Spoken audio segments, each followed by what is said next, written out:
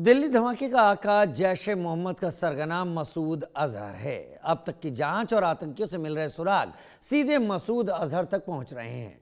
पाकिस्तान के पीओजेके के पूर्व प्रधानमंत्री चौधरी अनवारुल हक ने भी माना कि पाकिस्तान के टेररिस्ट ने लाल किले के पास धमाका किया, लेकिन जांच एजेंसियों के सूत्रों के मुताबिक दिल्ली धमाका जैश के लिए आखिरी फिदायीन हमला नहीं है।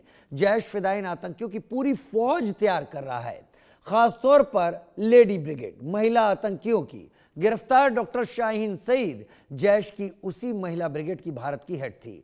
जैश सरगना मसूद अजहर महिला फिदायीन बनाने के लिए न सिर्फ ऑनलाइन कोर्स चला रहा है, बल्कि डिजिटल हवाला के जरिए फंड भी जुटा रहा है।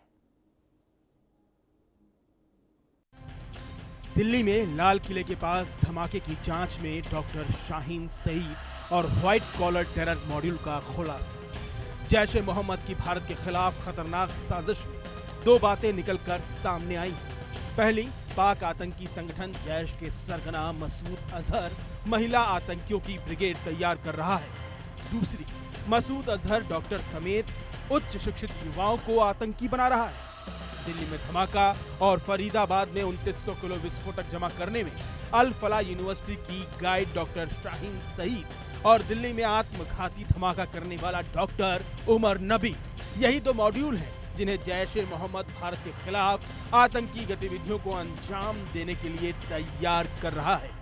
दिल्ली धमाके की जांच जैसे जैसे आगे बढ़ रही है, आतंकियों की नई नई साजिशें सामने आ रही हैं। जांच एजेंसियों को अब जो पता चला है वो और भी खतरनाक है। आत्मघाती हमले की प्लानिंग इसी साल की गई थी। दिल्ली में लाल किले के पास हुआ फिदायीन हमला तो ट्रेलर मात्र है। जांच एजेंसियों से जुड़े सूत्रों के मुताबिक भारत के खिलाफ फिदायीन दस्ता तैयार कर रहा है जैश ए मोहम्मद। फिदायीन दस्ते के लिए बड़े पैमाने पर फंड जुटा रहा है आतंकी संगठन। टेरर फंडिंग और जिहाद के लिए लॉन्च किया डिजिटल कोर्स। दिल्ली ब्लास्ट से 15 दिन पहले जैश ने शुरू किया ऑनलाइन कोर्स। तोहफत उल मोमिनात नाम से ऑनलाइन कोर्स शुरू किया। मजहबी और जिहादी ट्रेनिंग और टेरर फंडिंग मकसद। मसूद अजहर महिलाओं की नई आतंकी फौज तैयार कर रहा है।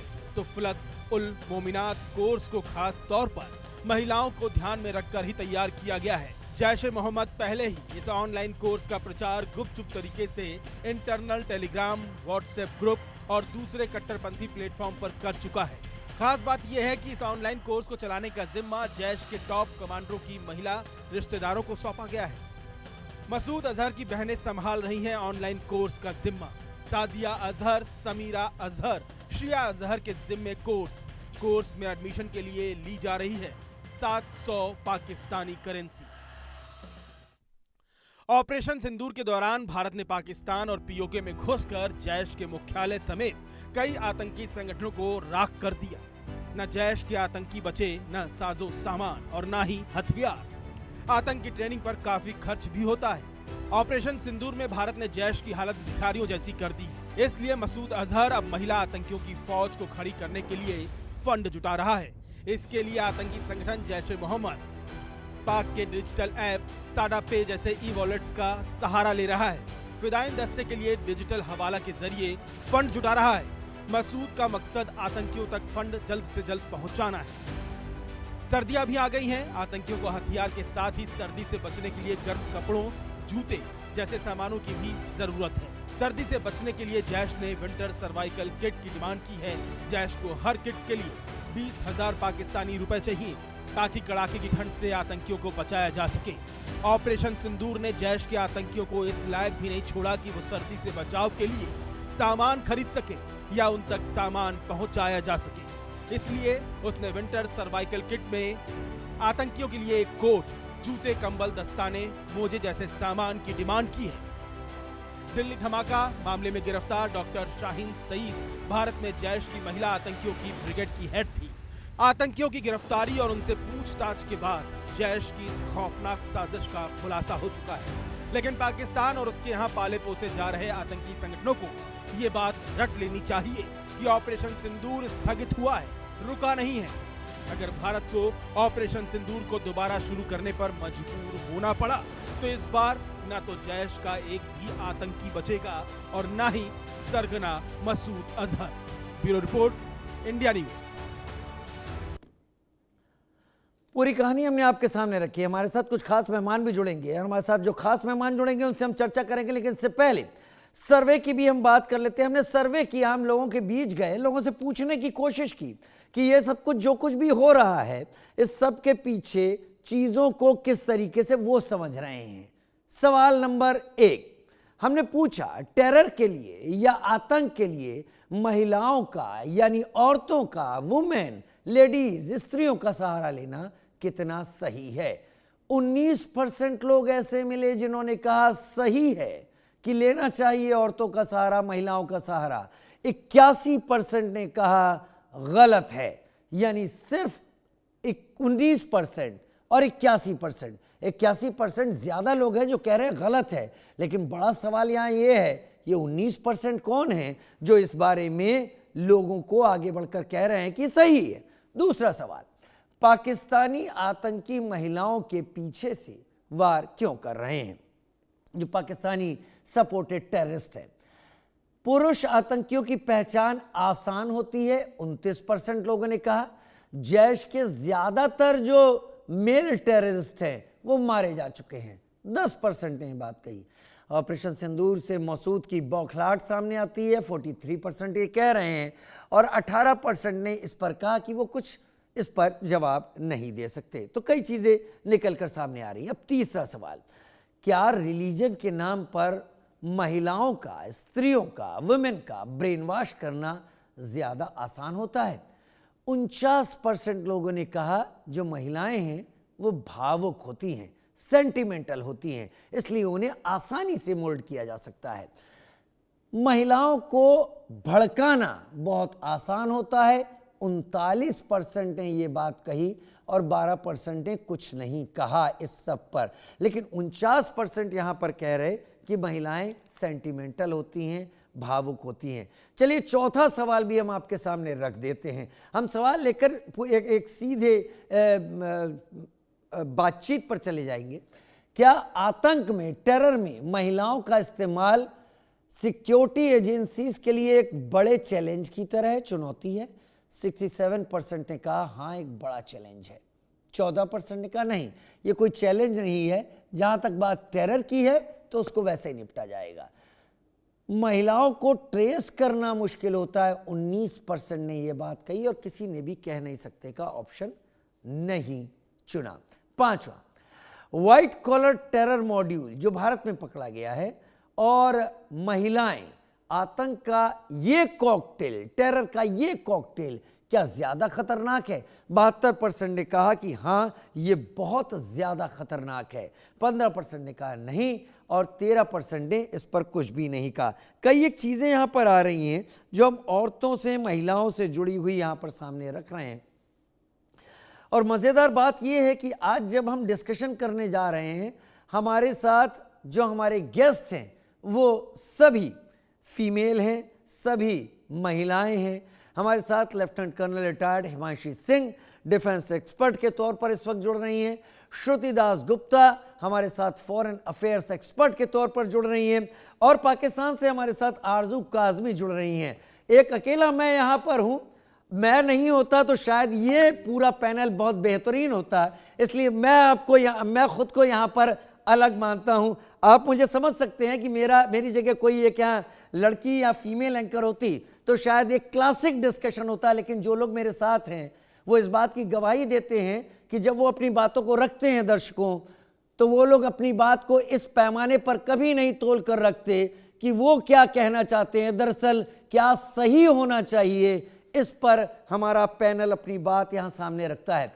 मेरे ख्याल से लेफ्टिनेंट कर्नल हिमांशी सिंह, आप और श्रुति, आप दोनों मुझे इजाजत देंगी कि मैं पहले आरजू काजमी को सवाल के लिए दावत दे दूं, क्योंकि वो पाकिस्तान से हैं, हाँ बाहर से हैं, और शायद आप लोग इसका बुरा भी नहीं मानेगी। आरजू, मैं सवाल अपना अनवारुल हक से ही शुरू करना चाहूँगा। भारत और पाकिस्तान को आज़ाद हुए बड़ा वक्त हो गया है, लेकिन जो बात पूरी दुनिया में कही जाती है, जर्मनी एक हो सकता है, लेकिन भारत और पाकिस्तान के एक होने की बात सपना भी शायद उस बारे में किसी को नहीं आता। लेकिन अनवारुल हक ने जो बात कही, अनवारुल हक ने जो पीओजे के असेंबली में बात कही है, उन्होंने कहा है कि अगर आप बलूचिस्तान को ब्लीड करते रहेंगे तो हम रेड फोर्ट से लेकर कश्मीर तक ऐसे ही हालात करेंगे। मेरी आपकी कई बार डिस्कशन हो चुका है आरजू, और बलूचिस्तान में जब भी डिस्कशन होता है एक वर्ड बड़ा कॉमन निकल कर आता है, फितना उल हिंदुस्तान। ये वहाँ पर जो बलोच लोग हैं, बीआरजी है, बीएलए है, बीएलएफ है, इन सब को लेकर किया जाता है। एक बड़ा पॉलिटिकल दायरा जो पाकिस्तान में है वो बलूचिस्तान को लेकर भारत को टारगेट करता है और ये कहता है कि अगर इस पर जवाब में कुछ होता है तो वो बेहतर उसका जवाब वैसे दिया जाना चाहिए। शायद अनवारुल हक ने यही कहा है। क्या अनवारुल हक ने ये एक एक्सेप्टेंस सामने रख दी कि जो 15 लोग जिनके चिथड़े उड़े, जिसमें एक तो डॉक्टर उमर ही था, और जो 20 लोग घायल हुए जिसमें ज़्यादातर परमानेंटली डिसेबल हुए हैं, उसके पीछे पाकिस्तान ही है? पहले इस सवाल का जवाब, फिर आगे बढ़ता हूं। आरजू, सबसे पहले तो मैं आपके इस जवाब से पहले ये ज़रूर कहूँगी कि राजीव, आपकी वजह से जो है वो मेरे ख्याल है ये शो और फ्रेम जो है ये बहुत अच्छा लग रहा है। क्योंकि अगर कोई फीमेल एंकर ही होती तो शायद जिस तरह के एक्सपीरियंस मुझे फीमेल्स के साथ रहे, हम सब एक दूसरे को ब्लॉक करके चले गए होते। लेकिन कोई किसी को ना सुन रहा होता। ये ज्यादा अच्छी चीज है रादर देन फाइटिंग कि ब्लॉक कीजिए और पीसफुल रहिए। बिल्कुल ऐसा ही है। जहाँ तक अनवारुल हक साहब की बात है तो कई बार हमने देखा है कि पाकिस्तान की मिनिस्ट्री और पाकिस्तान के मिनिस्टर्स इस तरह की बातें किया करते हैं। आपको याद होगा फवाद चौधरी साहब भी कुछ इसी किस्म की बातें कर चुके हैं, शेख रशीद साहब भी ऐसी ही बातें करते हैं। मतलब इन लोगों का कुछ अंदाज यही होता है कि वो आप बैल मुझे मार वाली हालत जो है ना, कि ये अपने आप की तरफ इशारा करते हैं, लेकिन उस चीज़ को रोका कैसे जाए, उसको सही कैसे किया जाए, इस तरफ ये बिल्कुल भी नहीं सोचते। इस वक्त भी कुछ यहाँ पे सिचुएशन ऐसी ही बनी हुई है कि अगर आप देखें तो बार बार भारत की बात की जाती है, कहा जाता है कि भारत हमारे ऊपर अटैक करने वाला है, भारत से हमें खतरा है, लेकिन अफगानिस्तान की बात करने को ये तैयार नहीं है। अफगानिस्तान को लेकर जो है इनकी जो हालत है वो सभी ही जानते हैं। जहाँ तक आपने कहा कि फीमेल्स जो है उनको भी शामिल किया जा रहा है लोगों के ग्रुप में, जैसे आपने कहा हाफिज सईद, मसूद अजहर और इस तरह के लोग, तो ये कब नहीं थी, हमेशा से थी।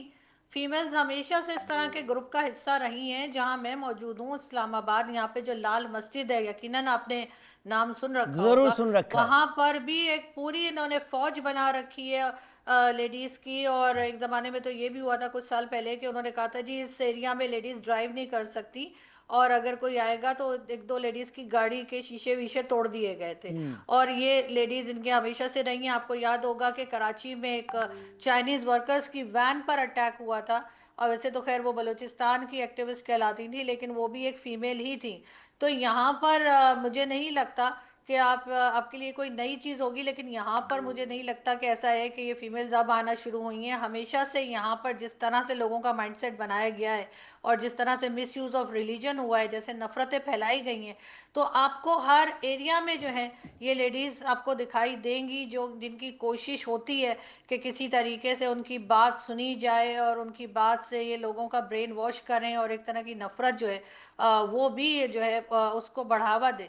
तो मेरे ख्याल है कि जितना कंट्रोल या जितना एक चेक जो है वो किसी मेल मेंबर पे होना चाहिए, उतना ही फीमेल जो आती हैं या जो बात करती हैं या जो नज़र आती हैं हमें कहिए पब्लिक में, उन पर भी उतना ही शक होना चाहिए, वरना नुकसान कहीं ज़्यादा बढ़ सकता है। नुकसान कहीं ज़्यादा बढ़ सकता है, बात तो सही है। 7 मई 2025 जब बहावलपुर में जो मरकज़ सुबहानुल्लाह जहाँ पर हमला हुआ था ऑपरेशन सिंदूर के दौरान, उसके बाद से लग रहा था कि जैश इसको लेकर बहुत ज़्यादा संजीदा है कि वो भारत को निशाने पर रखेगा आरजू, और शायद जैश की तरफ अब सारी चीज़ें जाती हुई दिख रही हैं। लेकिन आरजू, इससे पहले कि मैं हिमांशी सिंह जी का रुख करूं, एक तोहफत उल मोमिनात का नाम सामने आ रहा है। कहा जा रहा है कि मसूद अजहर की बहनें सादिया अजहर या समीरा अजहर या सिया अजहर इस मामले में काम कर रही हैं, और ऑनलाइन 700 PKR के हिसाब से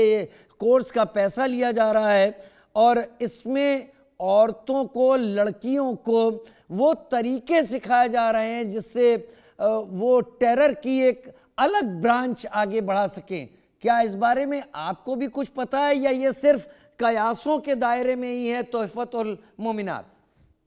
देखिए, अभी तक तो मैंने सिर्फ ये सोशल मीडिया पर ही सुना है, इसके बारे में यहाँ पर ज़्यादा बात नहीं हुई है और ना ही ज़्यादा कुछ इन्फॉर्मेशन है।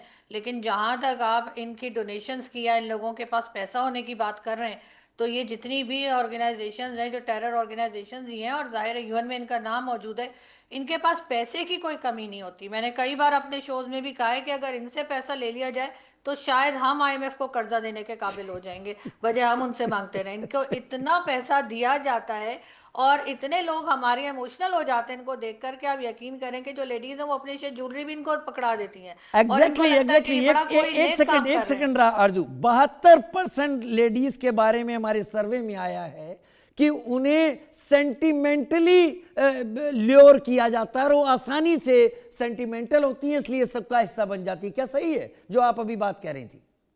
नहीं, मेरे ख्याल है ये माहौल होता है, ये बचपन से जो उन्हें सिखाया पढ़ाया गया होता है, उसकी वजह से ऐसी हो जाती हैं, या इस किस्म की सोच होती है।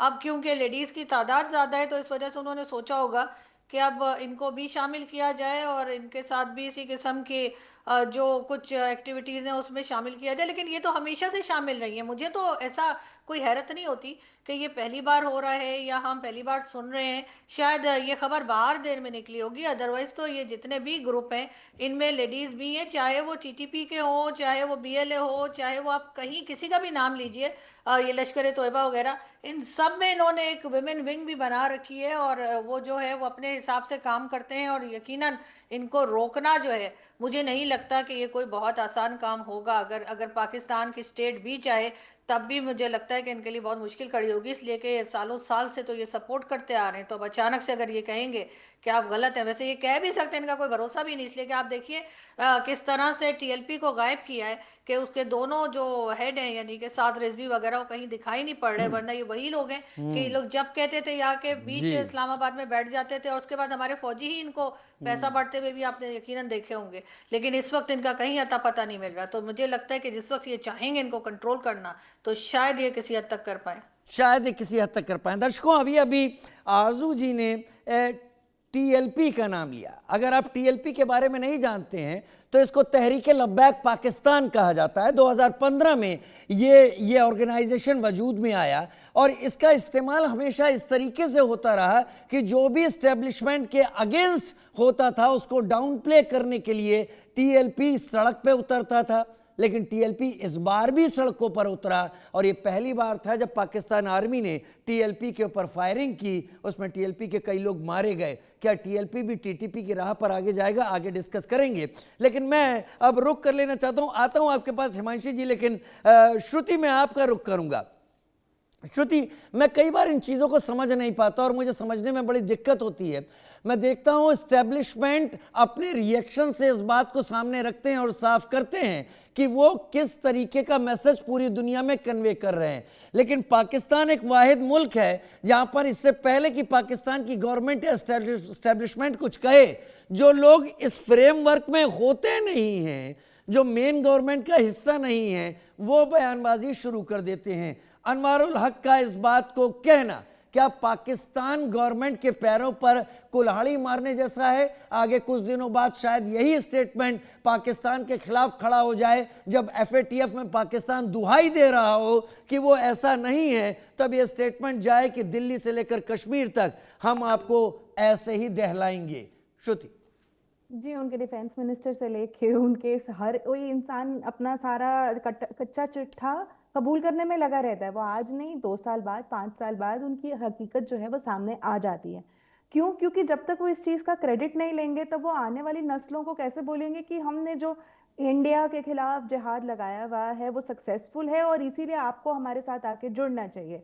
तो ये जो एक आपको लग रहा है कि आउट ऑफ द बॉक्स जाके ये लोग बोल रहे हैं, अपनी ही देश का नाम खराब कर रहे हैं, उसकी इकोनॉमी से बड़ी ये जो पैरेलल इकोनॉमी जो उनकी चलती है, टेरर इकोनॉमी, वो है, ये उनका हिस्सा रहते हैं, ये उसके लिए काम कर रहे हैं और ये लोगों को इंस्पायर कर रहे हैं। ये जैसे आरजू जी ने भी कहा कि ये हमेशा से ही ऐसे ही चलता आ रहा है, औरतें कुछ अलग नहीं रही हैं। अगर आपको कश्मीर का हिस्सा याद हो उस जमाने का, जब वो कहती थी कि पाकिस्तान जाएंगे और बच्चा लेकर आएंगे, ये वाला आपको इस हिस्सा अगर याद हो, तो हमेशा से ही औरतें इस हिस्से में जुड़ी रहती हैं।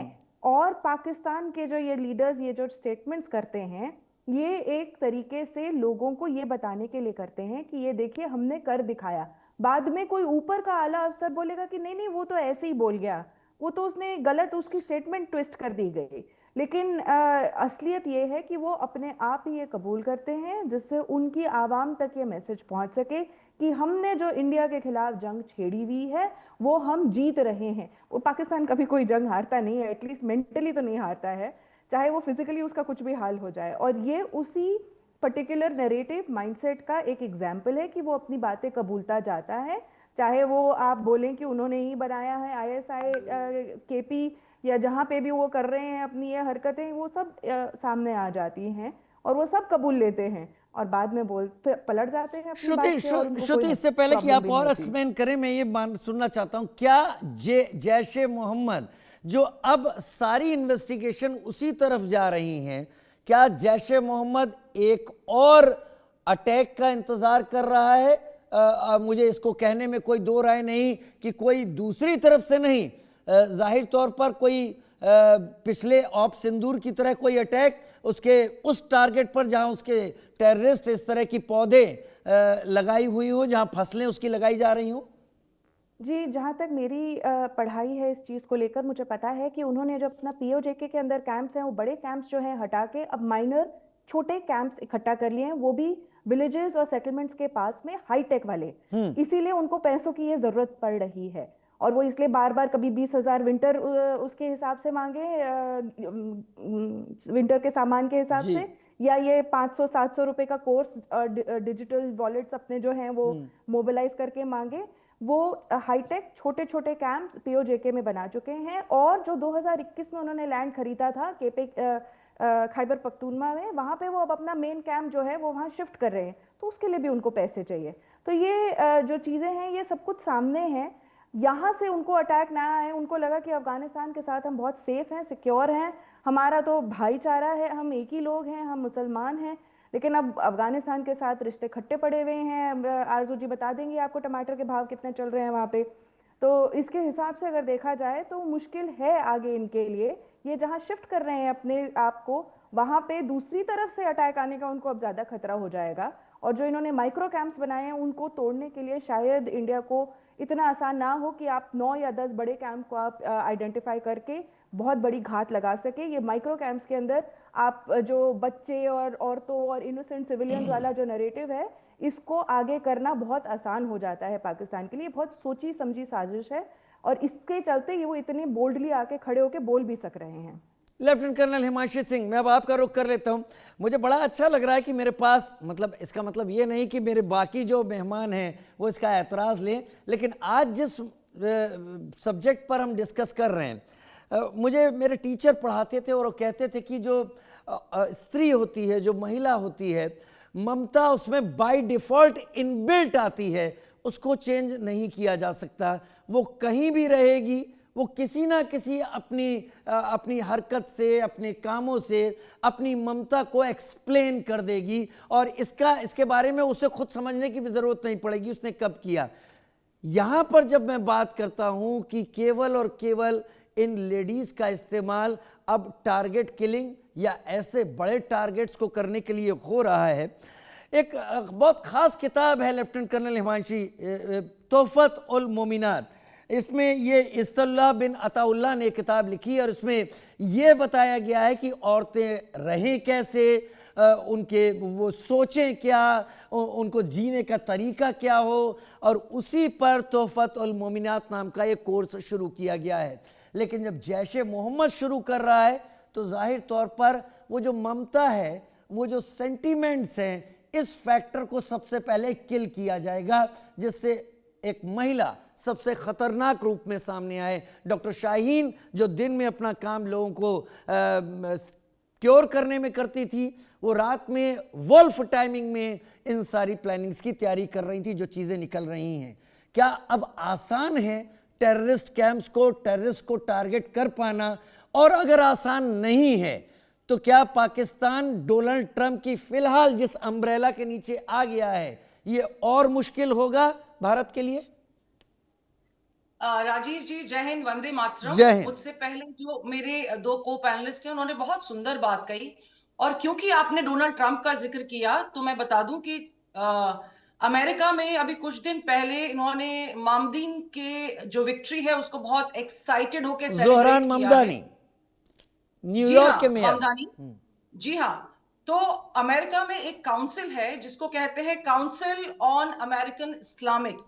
1991 में इन्होंने एक प्लान दिया था कि हम सिस्टम के अंदर घुस के अमेरिका के सिस्टम को तहस नहस करेंगे, और आज 34 इयर्स के बाद में वो एक सच्चाई होता हुआ लग रहा है, क्योंकि 42 पोजीशंस पे इन अमेरिका ये बैठे हुए हैं, और ये एजुकेशन में भी हैं, ये जजेस भी हैं, ये काउंसलर्स भी हैं, ये हर जगह हैं। और अमेरिका का सिस्टम स्टेप बाय स्टेप खत्म हो रहा है, जो अमेरिकन रियलाइज नहीं कर रहे हैं। तो अमेरिका किसी और के ऊपर अम्ब्रेला बाहर आके नहीं कर रहा है, उसको अंदर भी बहुत जरूरत है कि सफाइयां करें। और देखिए, जैसे कहते हैं ना कि यथा, आप मदरिंग की बात कर रहे थे, तो यथा हम तो सृष्टि को माँ ही कहते हैं, और जैसी दृष्टि वैसी सृष्टि। अब जहां तक महिलाओं के आतंकवाद में होने की बात है, तो ये तो सन 1970 में ही हो गया था, जब गोल्डा मेयर जो इजरायली प्राइम मिनिस्टर थी, उनके ऊपर फिलिस्तीन ने पहली बार महिलाओं से हमला कराया था। भारत महिला आतंकवादियों को पहले भी झेल चुका है। देखिए 1980 और 90 के दशक में जब एलटीटी ने हमला किया था, एग्जैक्टली, तो हमारे राजीव गांधी केस। राजीव गांधी जी के केस में हमने किन को पकड़ा था? वो महिलाएं थी, कविता और नलिनी। तो ये कोई, हमें इस पे बहुत सरप्राइज नहीं होना चाहिए कि भाई देखिए महिला आतंकवादी आ रही हैं। हमारी प्रॉब्लम है कि हम अपने जो इतिहास की किताबें हैं उसमें पढ़ाते हैं कि भारत आजाद कैसे हुआ। हमें पढ़ाना चाहिए कि भारत गुलाम क्यों बना, गुलाम कैसे बना। क्योंकि जो हमारा ये जो नर्चरिंग नेचर है, ये सिर्फ मदरिंग का नहीं है, ये हमारी सोच का है, हमारी ज़ेहानियत का है, हमारी विचारधारा का है। हम समझते हैं कि जैसे हम हैं वैसा ही सारा विश्व है। ऐसा नहीं है, यहां हम गलत हैं।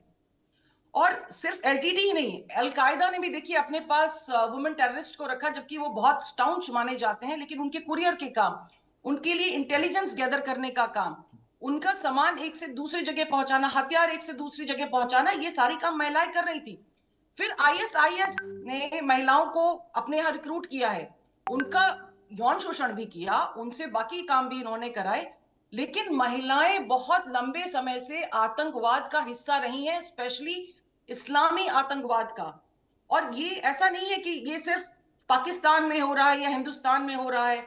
नाइजीरिया देख लीजिए, सीरिया देख लीजिए, यूके यूएसए में हो रहा है। मैं कुछ समय पहले लंदन में थी और ऑक्सफोर्ड स्ट्रीट में मैंने देखा कि कुछ झंडे लेके युवक जा रहे थे, काफी सारी जगह वो कुरान और हदीस और वो सब बांट रहे थे। इट वाज फ्री डिस्ट्रीब्यूशन, और उसमें भी बहुत सारी ब्रिटिश बच्चियां थी जो उनके साथ वॉक कर रही थी। और उनको ये भी नहीं पता है कि वो उनके साथ वॉक क्यों कर रही हैं, क्योंकि उनको कहीं ना कहीं एक बहुत खूबसूरत सी एक दुनिया का, जिसको कहते हैं फैंटेसी वर्ल्ड, वो सपने दिखाए जाते हैं, उनको प्यार मोहब्बत के सपने दिखाए जाते हैं। और आजकल देखिए डिजिटल की जब से दुनिया शुरू हुई है, परिवारों का साथ में बैठना कम हुआ है, और क्योंकि परिवार साथ में नहीं बैठ रहे हैं तो आत्मीयता भी कम हुई है। और इस वजह से बच्चों को लगता है कि ऑनलाइन जो उनसे कनेक्शंस बन रहे हैं, शायद वो उनकी सच्ची दुनिया है। तो virtual world has become a real world for us. और इसीलिए महिलाओं का झुकाव, टीनेजर्स का झुकाव इन सब चीजों की तरफ हो रहा है। देखिए यूपी में कुछ समय पहले एक वारदात हुई थी जिसमें 2 बच्चियां गायब हो गई थी, और परिवार पूरा परेशान था। बहुत दिन तक उनका फोन भी वो घर पे छोड़ के गई थी, फोन भी नहीं लेके गई थी, तो पुलिस भी ट्रैक नहीं कर पा रही थी। लेकिन सडनली इंस्टाग्राम पे एक पोस्ट आती है उस बच्ची की, जिसमें वो गन के साथ खड़ी है कि मैं एक सुसाइडल बॉम्बर बनने जा रही हूँ। And that is how the police ने फिर वो पूरा डिजिटल मैपिंग करके उस बच्ची को पकड़ा है। ये खतरा हमारे अंदर है राजीव जी।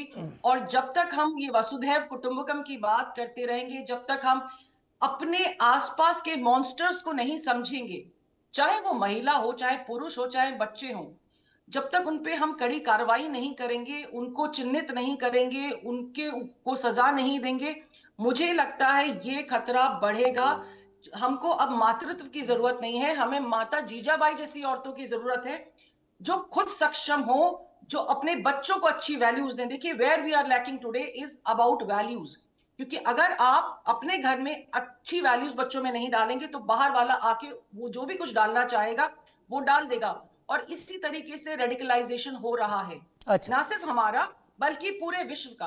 लेकिन तो लेकिन मुझे लेकिन लगता है ले, कि ले, लेकिन अभी अभी डिस्कशन में बहुत टाइम है। अभी हम मैं आज वाकई अपने जो हमारे सीनियर्स हैं उनका शुक्रगुजार हूँ कि उन्होंने आप लोगों के साथ वक्त थोड़ा ज़्यादा दिया है। तो इन चीज़ों को हम अभी आगे और डिस्कशन में रखेंगे। लेकिन आरजू, एक कहानी है इंडियन भारतीय पुराणों में, जो पुराने ग्रंथ हैं उसमें भस्मासुर नाम के एक डेमोन या राक्षस की कहानी है। कहा जाता है कि वो इतना ताकतवर हो गया था कि उसको खत्म करना लगभग मुश्किल था, लेकिन उसको एक श्राप भी मिला था, कर्स भी मिला था कि अगर वो अपना हाथ अपने सिर पर रख देगा तो वो खत्म हो जाएगा। और उसके लिए लॉर्ड विष्णु, जिनको जनरेटर माना जाता है, उनको एक नर्तकी की तरह उसके सामने या डांसर की तरह कहना पड़ा कि अगर जो मैं करूँगा वो तुम्हें करना होगा। और फिर उन्होंने उस बहाने में अपना हाथ सर पे रखा, उस राक्षस ने भी वही किया और वो खत्म हो गया। मैं इस कहानी को भस्मासुर की कहानी कहता हूं, जो आप सुनती भी रहती होंगी शब्द भस्मासुर, लोग बन गए जिसने अपने को खत्म कर लिया, भस्म कर लिया।